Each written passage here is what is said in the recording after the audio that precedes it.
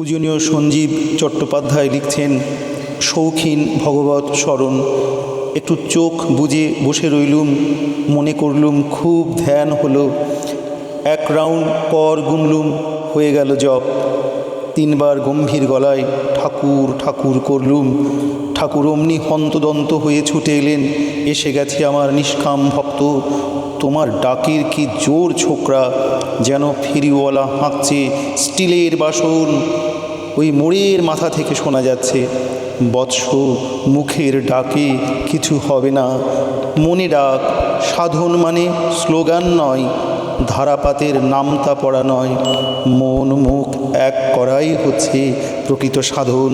নতুবা মুখে বলছি, হে ভগবান তুমি আমার সর্বস্ব ধন, কিন্তু মনে বিষয়কেই সর্বস্ব ধন জেনে বসে রয়েছি।